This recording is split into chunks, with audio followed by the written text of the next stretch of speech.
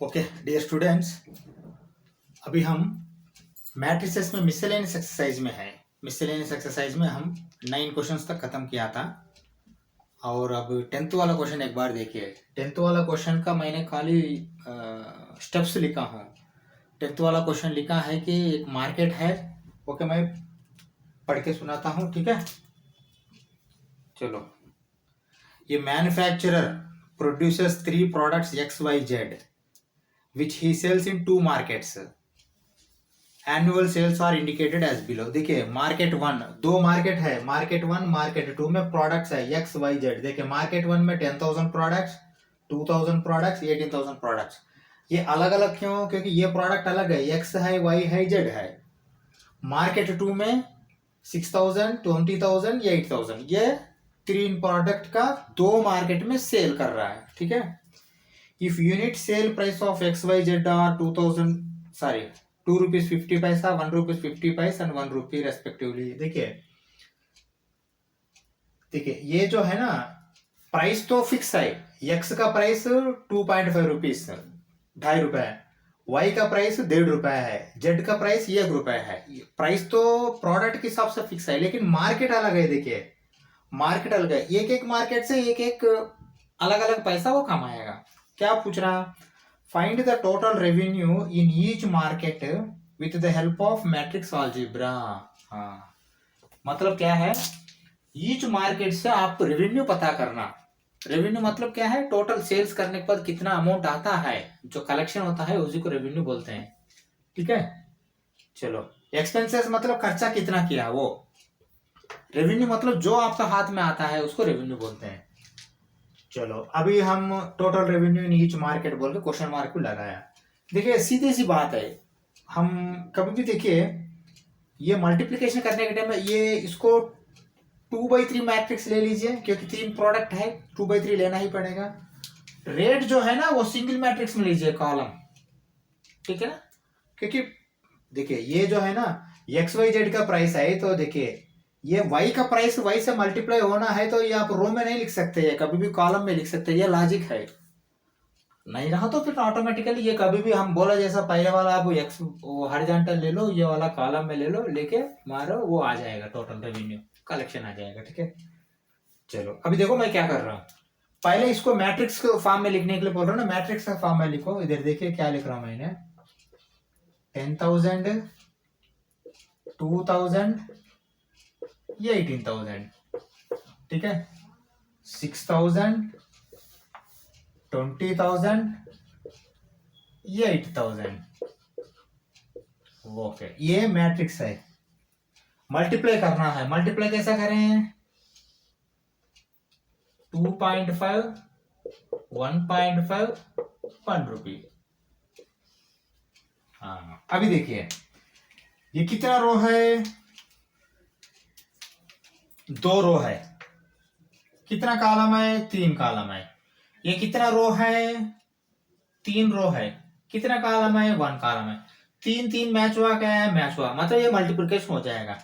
आएगा कितना? 2/1। 2/1 मतलब क्या है? 2 रो होगा, लेकिन कॉलम एक ही आएगा। हाँ, ये बहुत इंपॉर्टेंट है। तो मतलब मार्केट 1 में क्या पैसा है, मार्केट 2 में क्या पैसा है, वही आएगा फाइनली, 2 फिगर आएंगे, ओके। क्योंकि देखिए, unit sale, total revenue each market का रेवेन्यू आएगा, मार्केट 1 का, मार्केट 2 का रेवेन्यू आएगा फाइनली, ठीक है। चलो, मतलब 2 into 1 आएगा। मैं ये मिटा रहा हूं, अभी कैलकुलेशन करेंगे,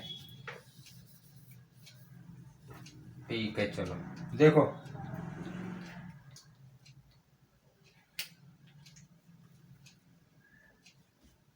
चलो अभी देखो, करो, देखिए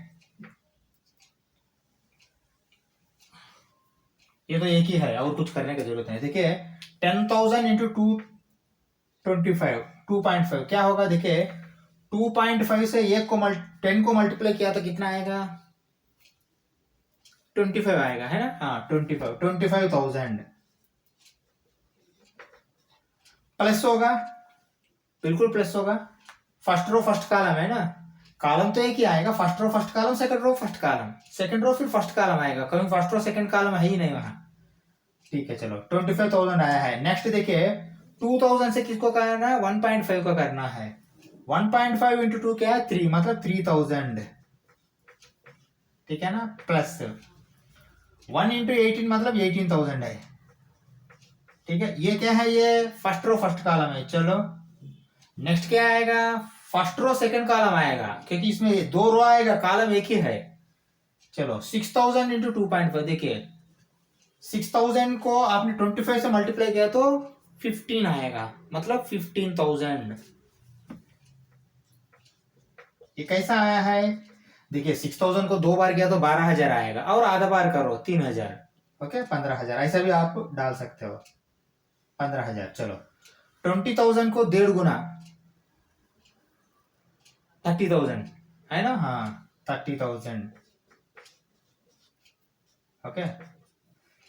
8,000 मतलब 1 गुना तो 8,000 ही है, okay. That is equal to, देखिए 28,000, और ये क्या होगा 36,000 होगा क्या, 28 और 8, 28 और 8 ही 36,000 हो जाएगा, 46,000 है ना, 21 25 46,000, 46,000, ओके। यहां आ जाओ,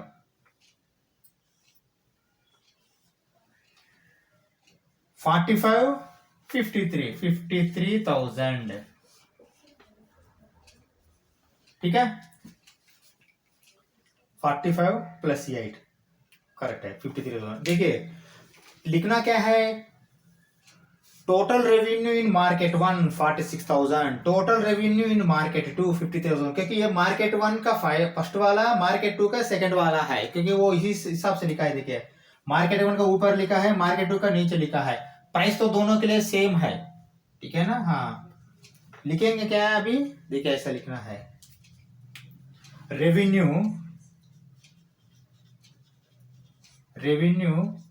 for market 1 is equal to 46,000, same revenue market 2, देखिए ऐसा डिटो लिख दिया तो कहां तक फिर दूसरा लिख रहा हूं, वहां तक ऊपर वाला है बोल के, आप ऐसा मत करो, आप कॉपी मारो, ठीक है। दैट इज इक्वल टू 53,000, ठीक है ना, हाँ ये लिख दीजिए। ये क्या है, 10th क्वेश्चन में फर्स्ट पार्ट हो गया, फिर मैं निकाल रहा हूं दूसरा पार्ट जाने के पहले ये 46 53 थोड़ा साइड को लिखता हूं, क्योंकि फिर ये हमको जरूरी है, ठीक है ना। चलो 46 53,000 मैं यहाँ साइड को लिख रहा हूँ, देखिए 46,000 है, 53,000 है, ठीक है। चलो ये 46 56 ऐसा रखे, फिर सेकंड पार्ट देखें।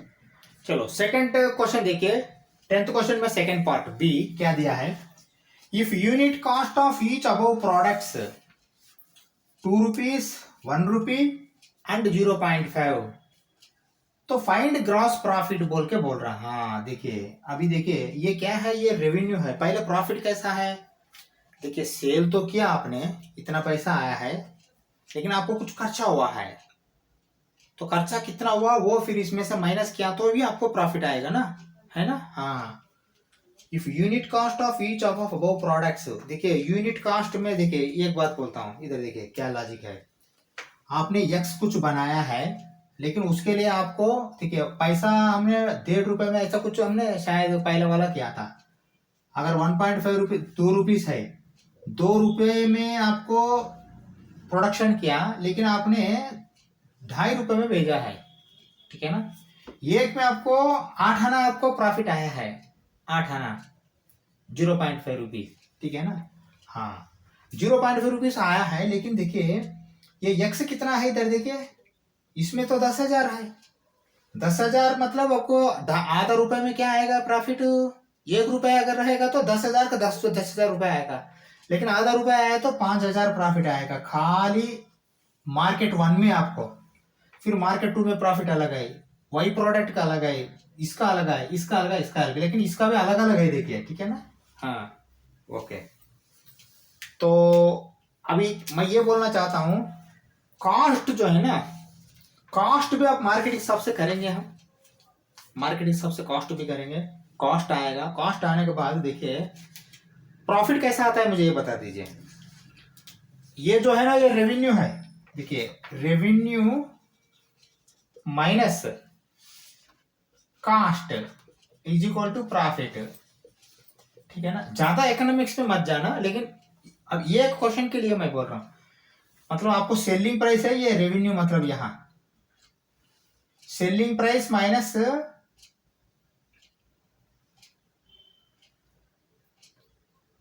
प्रोडक्ट कॉस्ट प्राइस, इसको कॉस्ट प्राइस बोलते हैं हमने बिजनेस इकोनॉमिक्स में। Selling price minus cost price is equal to profit है ना, यही तो है हमने सीखा। SP minus CP is equal to profit है। अगर आपने एसपी बड़ा है सीपी छोटा है तो प्रॉफिट आएगा, एसपी छोटा है सीपी बड़ा हो गया, मतलब आपने जो मैन्युफैक्चर किया 1.5 रुपए में, लेकिन बेचा उसको 1 रुपए में, आधा रुपए घाटा हो जाएगा, यहाँ माइनस आएगा प्रॉफिट, ऐसा है। यहाँ सेलिंग प्राइस के बिना आपने रेवेन्यू ले सकते हैं, ठीक है, हाँ ऐसा है। लेकिन अभी देखिए रेवेन्यू तो आपका पास है, प्रॉफिट आने के लिए अभी प्रॉफिट पूछ रहा हो, find gross profit. Gross profit मतलब देखिए अलग अलग ही हम प्रॉफिट लिखेंगे, आंसर तो अलग अलग ही दिखा रहा हो। 46,000 का प्रॉफिट कितना है मार्केट वन का, ये 53,000 वाला जो सेकंड मार्केट का प्रॉफिट कितना है, वो तो रेवेन्यू है, ठीक है ना। हाँ कॉस्ट प्राइस चाहिए आपको, कॉस्ट प्राइस यहाँ है लेकिन एक एक को मारना पड़ेगा ना। हाँ वो कॉस्ट प्राइस भी फिर मैट्रिक्स के हिसाब से करेंगे, ठीक है। चलो सेम है कॉस्ट प्राइस भी, जैसा हमने किया है आप वैसा ही करो, ठीक है। चलो कॉस्ट प्राइस लिख रहा हूं मैंने, देखो कैसा लिख रहा हूं, पहले ये सेम वैसा ही, फिर मैट्रिक्स डाल दो इसको। 10,000 है, 2,000 है, 18,000 है, ठीक है, 6,000 है, 20,000 है, 8,000 है, 8,000, ठीक है। हाँ अभी कॉस्ट प्राइस कितना, 2 रुपए है पहला वाला,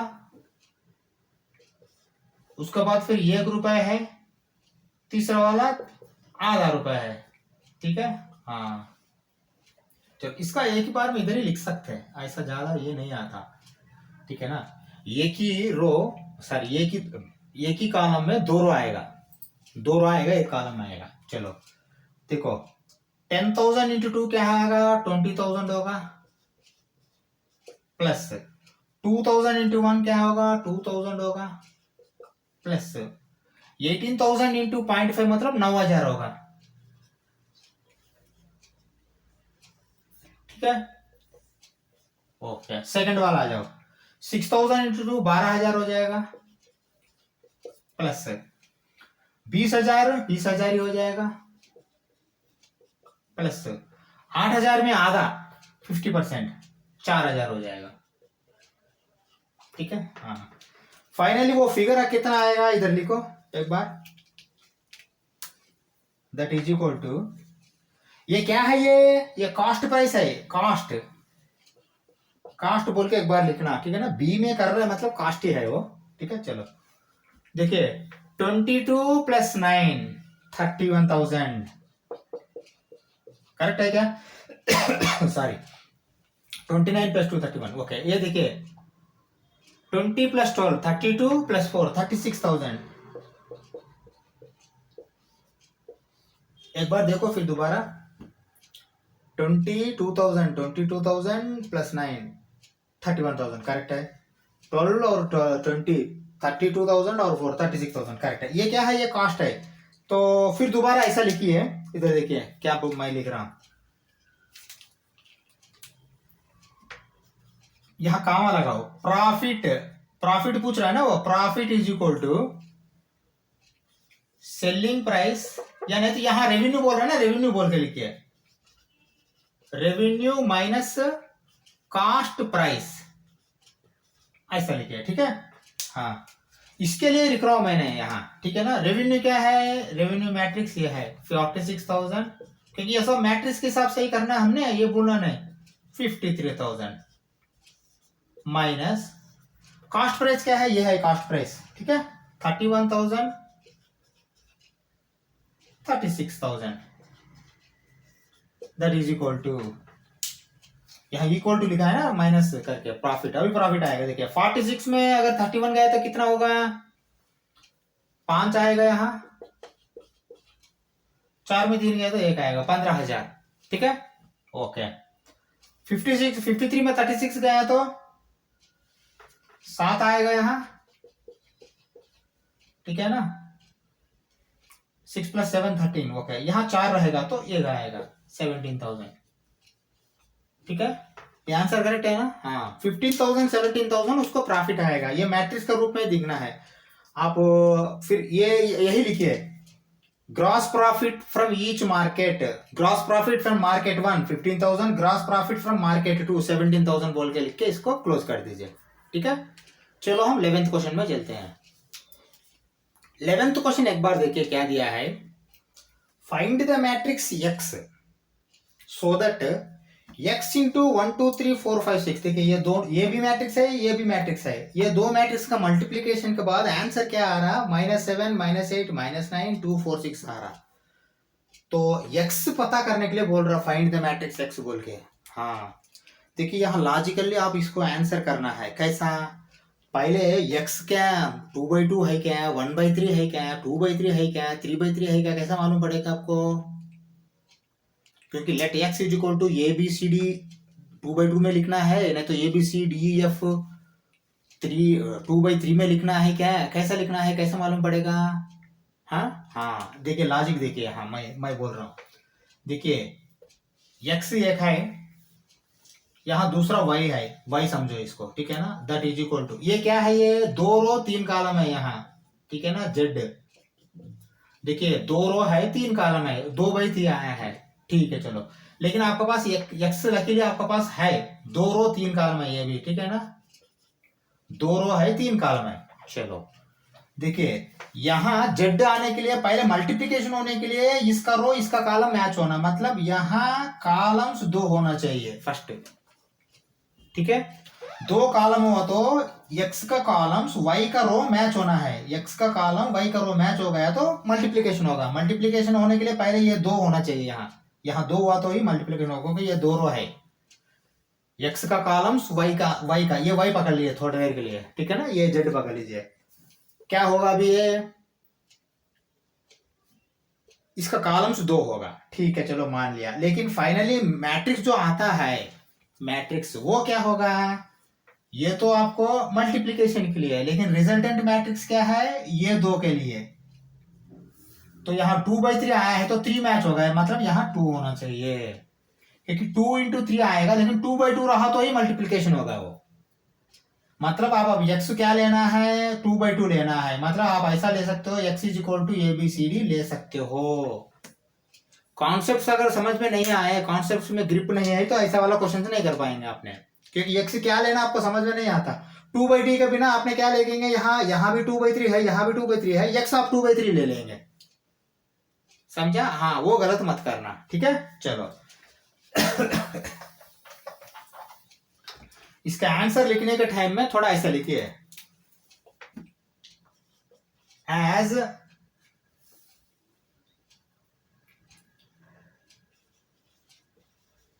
resultant matrix order is 2/3,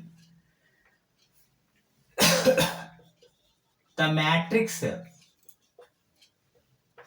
X should have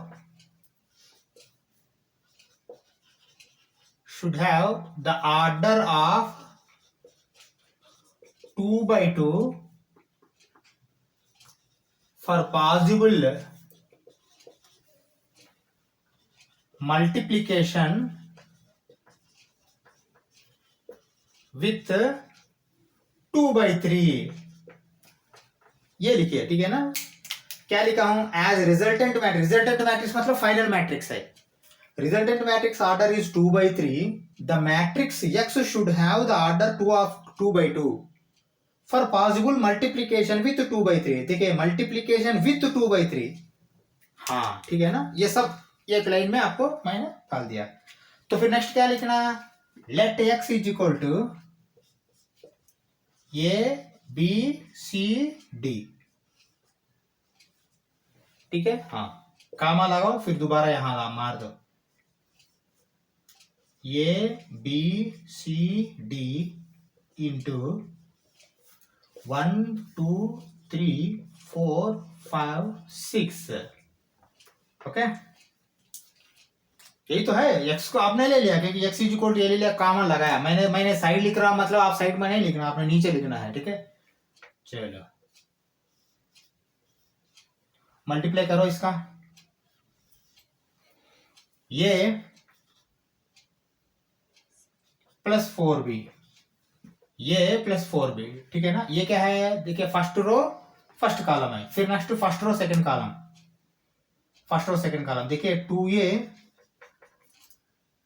plus 5b, 2a plus 5b, ठीक है ना। ये first row second column, first row third column 3a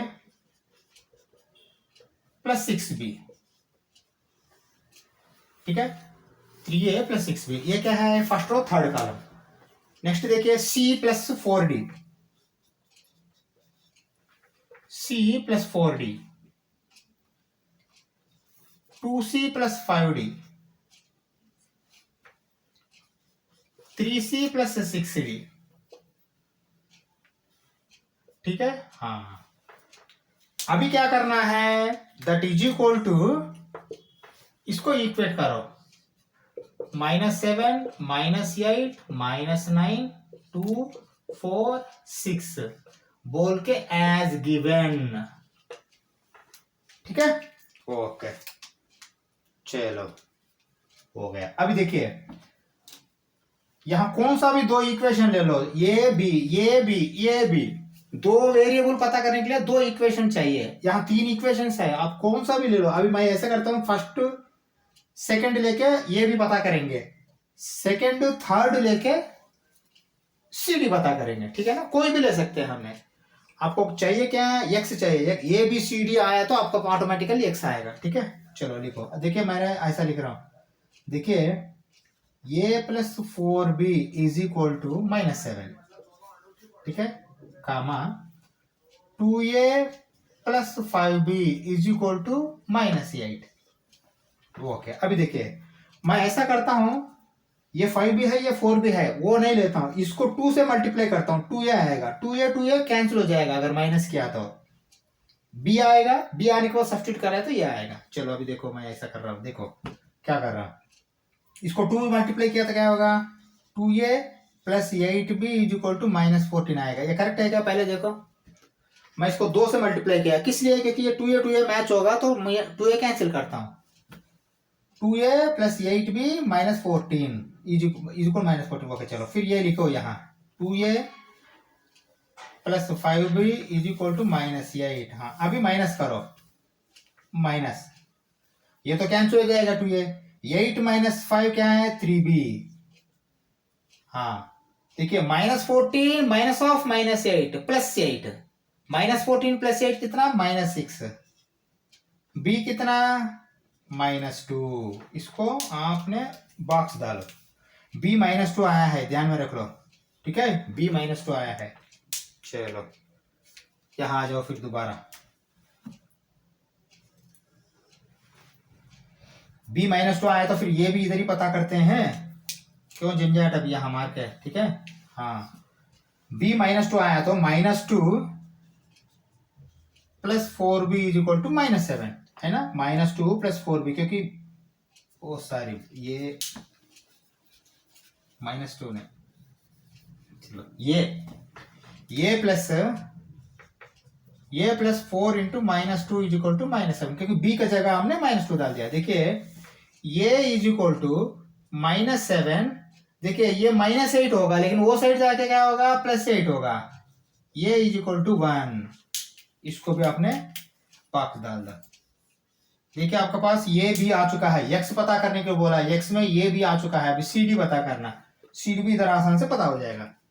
चलो मैं लिख रहा हूं, देखो cd क्या लिख रहा हूं, ऑब्जर्व करो एक बार। ओके cd के लिए ये 2 ले लेंगे, नहीं यही लेना, क्योंकि आसान किस लिए, देखिए ये 2 लिया तो आपको ये इसको 2 से मल्टीप्लाई किया तो 2c कैंसिल हो जाएगा, ये 2 लिया तो फिर झंझट है, इसको 3 से मल्टीप्लाई करना, इसको 2 से मल्टीप्लाई करना, नहीं तो फिर इसको 6 से करना, इसको 5 से करना, वो झंझट क्यों जाना, आसान काम ही देख लेते हैं। ये लेके ये 2 लिया तो इसको 2 से मल्टीप्लाई करो, ये 2c होगा, ठीक है। हाँ चलो क्या कर रहा हूं, c plus 4d is equal to 2 है ना, हाँ 2c plus 5d is equal to 4। Okay, ये अगर ये लिया तो फिर 6 लेना पड़ता। ठीक है, चलो अब इसको मैंने 2 से मल्टीप्लाई कर रहा हूं क्योंकि ये 2c मैच होगा। 2 से मल्टीप्लाई करता तो क्या होगा, 2c plus 8d is equal to 4 होगा। करेक्ट है क्या? करेक्ट है ना? हाँ, ये लिखो फिर इसके नीचे 2c plus 5d is equal to 4। हाँ, अभी देखो माइनस किया तो ही कैंसिल हो जाएगा ना, मैं माइनस कर रहा हूँ। ठीक है, माइनस। हाँ, अभी देखो क्या आ रहा है आंसर, बहुत अच्छा आ रहा क्योंकि आपको d 0 हो जा रहा। 2c कैंसिल होगा, 8d माइनस 5d क्या होगा, 3d होगा। 3d is equal to 0, d is equal to 0 है ना? हाँ, देखिए d 0 हो गया है। ओके, d 0 हो गया तो आपने d सब्स्टिट्यूट करो इसमें, c plus 0 is equal to 2, तो c इज इक्वल टू 2, क्योंकि अगर d 0 होगा तो 4 इंटू 0 0 होगा ना। c plus 0 is equal to 2। c plus 0 लिखने का जरूरत है लेकिन एक्स्ट्रा पैसा लिखा मैंने। ठीक है, हाँ, आपके पास 4 आ चुका है ना? हाँ, फाइनली ऐसा लिखिए x is equal to, finally answer x is equal to, ये कितना 1 है, b कितना -2 है, c कितना 2 है, d कितना 0 है। यही आपका आंसर है। ठीक है, हाँ, 12th क्वेश्चन चलो लिख लो। चलो 12th क्वेश्चन एक बार देखिए। If A and B are square matrices of same order, मतलब देखिए स्क्वायर मैट्रिक्स भी है और सेम ऑर्डर भी है, मतलब ए और बी अलग अलग हो सकता है लेकिन 2x2 रहा तो 2x2, 3x3 रहा तो 3x3, स्क्वायर मैट्रिक्स है दोनों। Such that A B is equal to B A. हाँ, देखिए A B is equal to B A बोला है लेकिन A B is equal to B A is equal to I नहीं बोला। अगर ऐसा बोल दिया तो फिर ए का बी इनवर्स है, बी का ए इनवर्स है, लेकिन A B is equal to B A is equal to I नहीं बोला, खाली A B is equal to B A बोला है। प्रूव बाय इंडक्शन, देखिए प्रिंसिपल ऑफ मैथमेटिकल इंडक्शन आप लेना पड़ता, वो खुद बोल रहा that A into B power N is equal to B power N into A. ये एक पहले प्रूव करना। फर्दर प्रूव मतलब इसका रिजल्ट भी वैलिड है, इसका रिजल्ट साइड को रखो। उसके बाद क्या प्रूव करना, A B whole power N is equal to A power n B power n where n belongs to N. ठीक है ना, ये 2 प्रूव करना है। हम पहले फर्स्ट एक लेके प्रूव करते हैं, फिर मिटा देते हैं, फिर सेकंड वाला भी प्रूव करते हैं। ये प्रिंसिपल ऑफ मैथमेटिकल इंडक्शन हमको मालूम है, पिछले क्लासेस में भी हमने किया है। पहले प्रोपोजिशन एन लेना है पी एन, उसके बाद P1 डाल के LHS RHS चेक करना, वो के आने के बाद फिर PK करना। PK को आपने अज्यूम करना ट्रू बोल के, P ऑफ K प्लस 1 करके LHS RHS प्रूव करना। ठीक है, चलो मैं कर रहा हूँ। देखो अभी क्या कर रहा हूँ, एक बार देखो क्या कर रहा हूँ। प्रोपोजिशन ले रहा हूँ पहले, ये वाला पहले प्रोपोजिशन ले रहा हूँ पहले। ठीक है ना, P of n colon A into B power n is equal to B power n ये।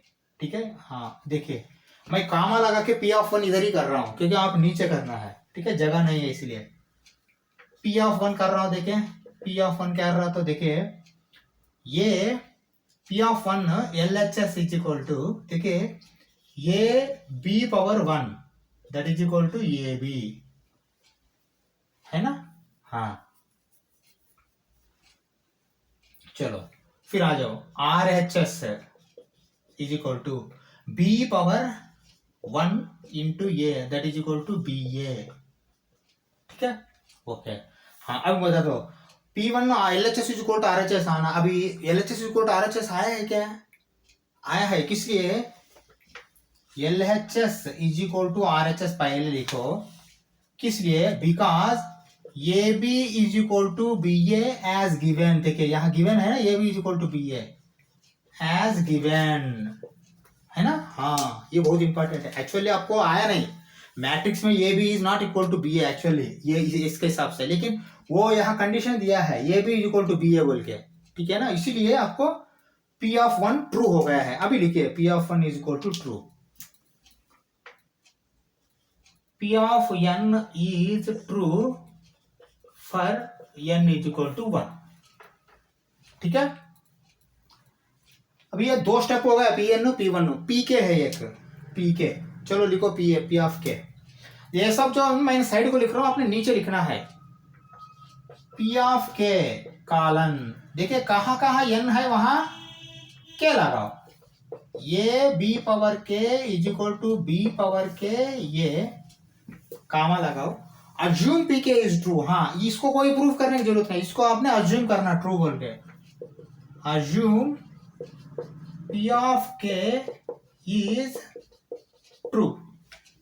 ठीक है चलो अज्यूम कर लिया। नेक्स्ट क्या करना है, P of k plus one ले लो, P of k plus one colon. देखिए कहाँ कहाँ के है वहां आपने के प्लस वन लगाओ, P power k plus one into ये, ठीक है ना। हाँ देखिए P of k plus one का एलएचएस लेके आरएचएस प्रूव करना है। चलो पहले लिखो, यहां क्या लिखना, ऐसा लिखो, to prove P of k plus one LHS is equal to RHS. ठीक है हाँ, ये सब मैंने जो भी साइड लिख रहा हूं अपने नीचे लिखना है, साइड को मत लिखिए। एलएचएस ले रहा हूं, देखिए एलएचएस। ओके ये क्या है, ये B power k plus one. देखो इसको मैं ऐसा लिख सकता हूं ना, दैट इज इक्वल टू ये B power k into B. ये करेक्ट है क्या, करेक्ट है ना ये।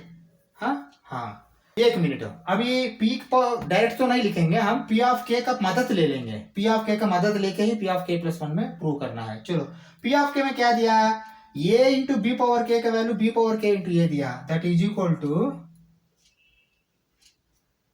इक्वल टू ये इंटू बी पावर के का वैल्यू क्या है, बी पावर के ये, ठीक है ना। ये दो का वैल्यू, फिर बाद में फिर बी लिख दो। करेक्ट है क्या, करेक्ट है ना। हाँ अभी दूसरा, अभी देखो ये पावर बी का वैल्यू क्या है, ये पावर बी का वैल्यू, सॉरी ये बी का वैल्यू क्या है, बी ये है ना, इधर देखिए ये बी ये है ना। हाँ फिर लिखिए that is equal to B power k into B A. Correct है क्या, देखिए एक बार। ठीक है पहले क्या किया हमने, देखिए ये एलएचएस ले लिया, ये B power k plus one, लेकिन के प्लस वन को स्प्लिट कर दिया B power k into B. दोबारा क्या किया, देखिए इसमें फिर पी पावर के का जो भी है वो सब्स्टिट्यूट करना है। पी पावर के में ये बी पावर के का वैल्यू बी पावर के ये है, मतलब ये दो का मैं हमने बदल दिया, बी ऐसा ही है। बदलने के बाद फिर दोबारा देखो क्या देखेंगे हमने, अभी ये भी जो है ना, ये भी इधर आ जाओ, ये भी क्या है, बी ए है, फिर उसको मैंने बी ए कर दिया, बी पावर के को ऐसा ही रखे, समझा। हाँ अभी क्या होगा ये finally, B power k into B क्या होगा, B power k plus one into ये आरएचएस है क्या, आरएचएस है, लिखो that is equal to RHS hence proved. समझ में आया, देखिए आरएचएस है ना, ये P of k plus one का, P of k plus one का एलएचएस लिया है, P of k plus one का आरएचएस में पहुंच गया हमने। ठीक है हाँ ठीक है चलो, ये क्या है, ये फर्स्ट पार्ट है। फर्दर प्रूव बोल के बोल रहा है, ये भी प्रूव करना है। पहले ये लिख लो, ये लिखने के बाद देखिए हाँ यहां से पी एन से ही फिर दोबारा मैं फिर निकालना पड़ता है, क्योंकि ये सेपरेट फिर पी पावर एन है, प्रोपोजिशन है। ठीक है पहले लिख लीजिए फिर वो करेंगे। ठीक है चलो नेक्स्ट सेकंड देखिए, ये तो हो गया है। फर्दर प्रूफ बोल के बोल रहा है ना, फर्दर प्रूफ का मैं बोल रहा हूं, देखिए let P of n proposition ये वाला, ये भी whole power N is equal to A power n B power n. ठीक है ना, कामा लगा रहा हूं मैंने, क्यों कामा लगा रहा हूं, नीचे नहीं लिख रहा हूं, साइड को लिख रहा हूं, आपने नीचे लिखना है। ठीक है चलो ये हो गया पहले प्रोपोजिशन। हम क्या करते हैं, पी ऑफ वन लेते हैं। चलो पी ऑफ वन ले लो, P of one colon LHS is equal to, P of one का LHS क्या है, ये भी होल पावर वन, क्योंकि जहां जहां n है वहां वन है, जहां n है वहां वन है। ठीक है ना, LHS क्या है आपको फाइनली ये भी आया है। RHS क्या है, RHS is equal to A power one B power one, that is equal to ये भी है ना, A power one B power N, क्योंकि कहाँ n है वहां 1 आएगा, ठीक है ना। हाँ अभी देखो दोनों ये भी आया है ना, आया है कि नहीं, आया है। चलो लिखो, क्या लिखेंगे आपने, ऐसा लिखेंगे, देखो मैं क्या लिख रहा हूं, LHS is equal to RHS, P of n is true for n is equal to 1, यही लिखेंगे, ठीक है। चलो नेक्स्ट क्या करना, P ऑफ K डालना पड़ेगा, क्योंकि दो स्टेप हो गए, तीसरा स्टेप क्या है, P ऑफ K कॉलन, ठीक है ना। कहाँ n है वहां k डाल दो, ये भी whole power k is equal to A power k B power k, ये भी whole power k A power k B power k, ठीक है। हाँ ये क्या है, ये अज्यूम ट्रू करना है, इसको assume P of k is true, ठीक है। हाँ ये ट्रू लेना ही पड़ेगा। इसके बाद नेक्स्ट स्टेप क्या है, P ऑफ k प्लस 1 लिखिए, वो भी P of k plus 1 colon, कहाँ k है वहां k प्लस 1 लिखो, ये भी whole power k plus 1 is equal to A power k plus 1 B power k plus 1, ठीक है। हाँ इसके बाद क्या करना, इसके बाद टू प्रूव लिखो, to prove P of k plus 1 LHS is equal to RHS, P of k plus 1 तो लिख दिया, लेकिन इसका LHS लेके RHS प्रूव करना। LHS मतलब ये लेना है और करते जाओ, क्योंकि ये लेके आप P ऑफ k का मदद से करते जाओ, लेकिन फाइनली आपको ये आना है। चलो करते हैं, देखो एक बार क्या कर रहा हूं मैंने, LHS is equal to LHS या नहीं तो कॉलन, नहीं तो इंप्लाइज रखा हूं, ये भी whole power k plus 1 is equal to, मैं इसको ऐसा लिख सकता हूं क्या, ये भी होल पावर k इंटू ये भी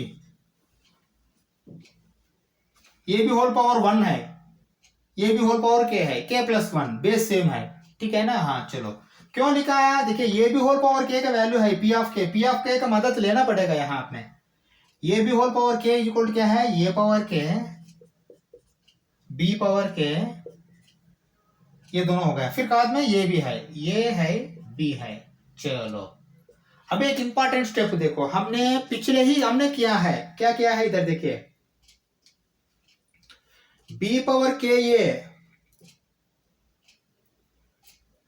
B power n A is equal to A power B n, मतलब B power k is equal to A power B k, ये हमने लिया था पीके में, ठीक है ना। अभी देखिए बी पावर के ये जैसा है ना, बी पावर के ये सेंटर वाला खाली ले रहा हूं मैंने, बी पावर के को मैंने ए पावर बी के लिख सकता हूं क्या, लिख सकते हैं। चलो लिखो, कैसा लिख रहा हूं मैंने, देखो क्या लिख रहा हूं, that is equal to A power k ऐसा ही रहेगा, बी पावर के ए को मैंने ए इंटू बी पावर के लिखता हूं, इधर देखिए बी पावर के इंटू ए को ए इंटू बी पावर के, एन के बिना के, ठीक है ना, फिर बी ऐसा ही रहेगा, ठीक है ना। हाँ चलो हो गया, खेल खत्म। वहां और क्या है बचा, देखिए क्या है फाइनली, आप लिखिए that is equal to A power k into A क्या होगा, ए पावर के प्लस 1 होगा, B power k into B क्या होगा, बी पावर के प्लस 1 होगा,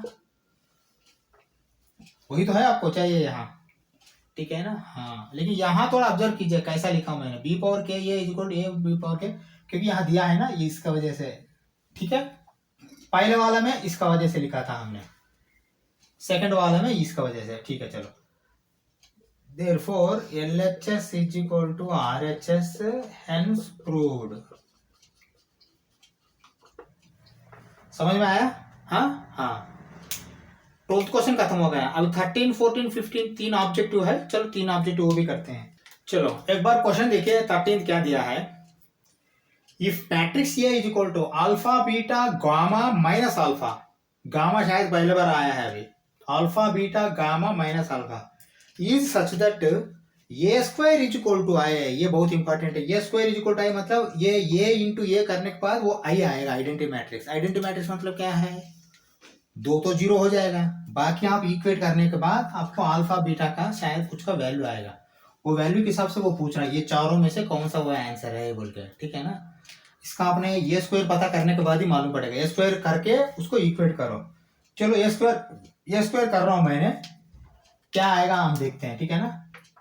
ये square is equal to alpha beta gamma minus alpha into alpha beta gamma minus alpha that is equal to, हाँ देखिए ये क्या होगा, मल्टीप्लिकेशन। देखिए ये तो रो, ये कॉलम के हिसाब से होगा। चलो पहले करते हैं हमने। देखिए अल्फा इंटू अल्फा क्या है, अल्फा स्क्वायर है, beta gamma plus beta gamma, ठीक है ना। हाँ फिर सेकंड देखिए alpha into beta minus alpha into beta, ठीक है। ओके नेक्स्ट देखिए alpha into gamma minus alpha into gamma, यहां देखिए gamma into beta, beta into gamma कर देते हैं, beta into gamma minus minus alpha, minus minus plus हो क्या अल्फा स्क्वायर। हाँ अब ऑब्जर्व करो,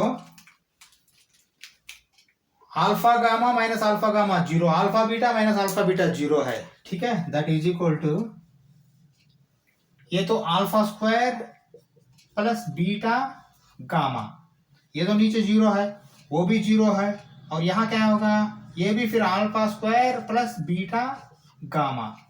हाँ ये आया है एक्चुअली ये स्क्वायर, लेकिन ये square is equal to I बोला है ना। हाँ that is equal to 1001 as given, ठीक है। हाँ देखिए अभी सीधी सी बात है, 0 0 0 0 तो मैच होगा, जीरो वाला लेके कोई फायदा नहीं, और 1 के लिए भी दोनों सेम है ना, तो मतलब एक ही इक्वेशन आएगा। क्या आएगा इधर देखिए, ऐसा आएगा alpha square plus beta gamma is equal to 1, ठीक है ना। हाँ ये इक्वेशन को कैसा बदलना है देखिए, इधर देखिए 1 minus alpha square minus beta gamma, देखिए ये 1 है ना, मैं ऐसा करता हूं ये सब उधर ले जाता हूं, 1 minus alpha square minus beta gamma is equal to 0, क्योंकि ये सब उधर गया तो इधर 0 बचेगा ना, ठीक है ना। ये कहाँ है, सी में है, देखिए समझा। हाँ इसको क्या करेंगे आपने, सी को टिक मार्क करेंगे,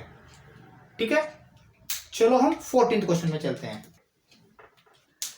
चलो एक बार क्वेश्चन देखिए क्या दिया है, 14th question, if matrix A is both symmetric and skew symmetric then A is diagonal matrix, zero matrix, square matrix, none of this. हाँ देखिए ये एक मिनट, यहाँ देखिए कॉन्सेप्ट क्या बोलता है, अगर ये एक मैट्रिक्स है वो स्क्वायर मैट्रिक्स ही होना चाहिए, क्योंकि वो स्क्वायर मैट्रिक्स नहीं रहा तो आपको सिमेट्रिक स्क्यू सिमेट्रिक के टाइम में आपको वो ट्रांसपोज करना है ना, ट्रांसपोज करने के बाद जो भी है सिमेट्रिक स्क्यू सिमेट्रिक जो कॉन्सेप्ट है वो स्क्वायर मैट्रिक्स को ही आता है, ठीक है। चलो स्क्वायर मैट्रिक्स है करेक्ट है, वो अलग बात है, लेकिन खाली स्क्वायर मैट्रिक्स हुआ तो एक मैट्रिक्स में सिमेट्रिक स्क्यू सिमेट्रिक दोनों होता है क्या, एक बार दो चेक करो।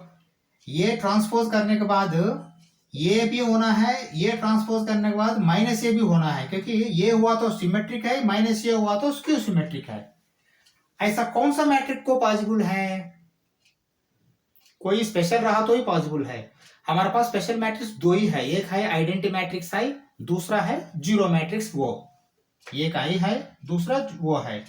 पहले आई लेते हैं, देखिए आई अगर 1 0 0 1 है, इसको अगर चेंज कर दिया तो भी आपको 1 0 0 1 ही आएगा, ठीक है ना। ये तो सिमेट्रिक है, ठीक है चलो, लेकिन स्क्यू सिमेट्रिक होने के लिए -1 0 0 -1 आया तो ये स्क्यू सिमेट्रिक होगा, मतलब आपको आई खत्म हो गया, आई का होने का चांस नहीं है।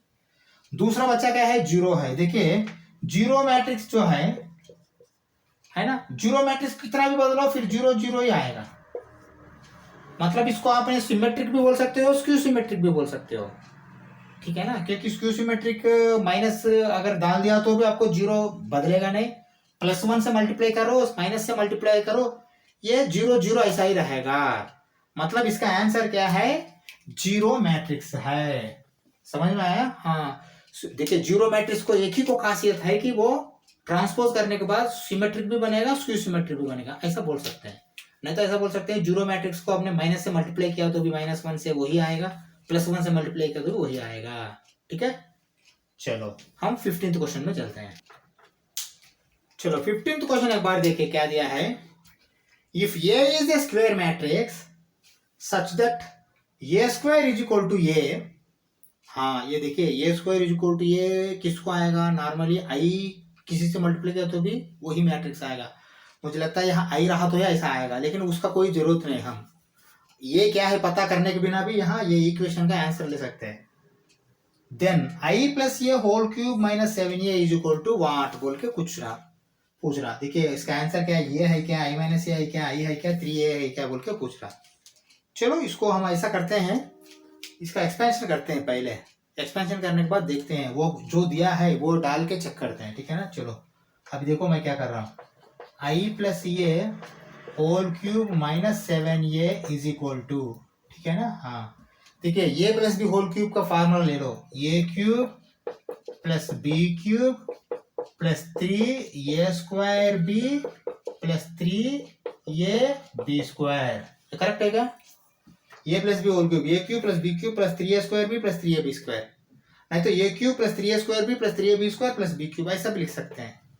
-7A, ठीक है, हाँ दैट इज इक्वल टू, हमको मालूम है खासियत, I से किस मैट्रिक्स को मल्टीप्लाई किया तो भी सेम मैट्रिक्स आएगा, तो I से I को मल्टीप्लाई किया तो भी I आएगा ना।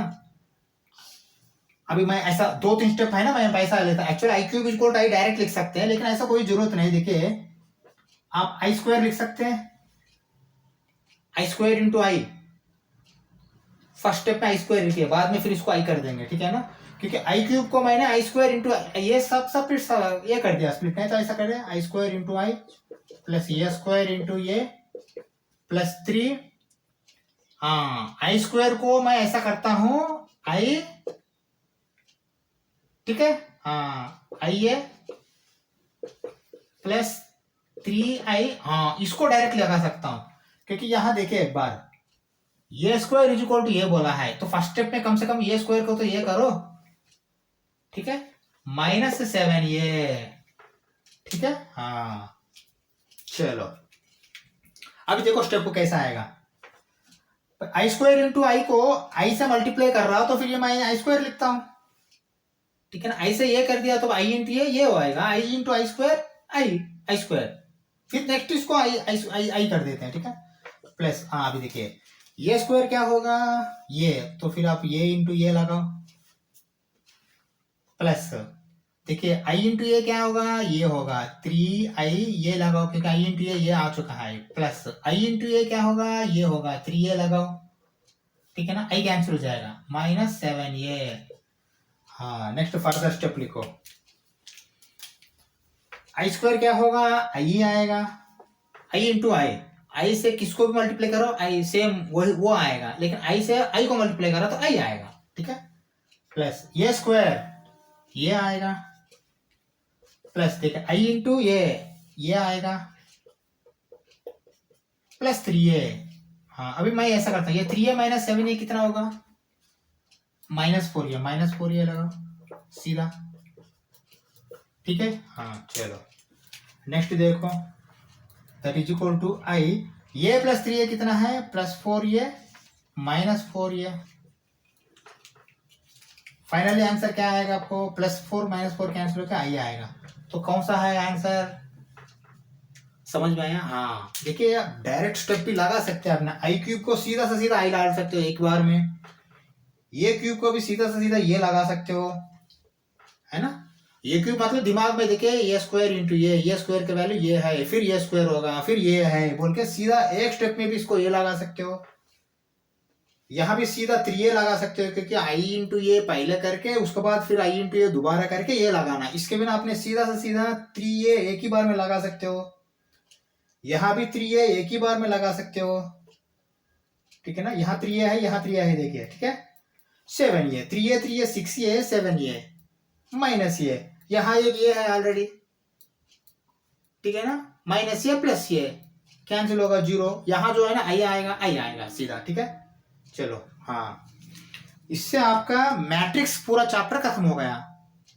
हम नेक्स्ट क्लास में डिटरमिनेंट्स में चलेंगे, ठीक है। डिटरमिनेंट्स खत्म होने के बाद हम कैलकुलस में जाना है, जल्दी डिटरमिनेंट्स एक खत्म कर देंगे, कैलकुलस में चलेंगे, ठीक है। Thank you very much.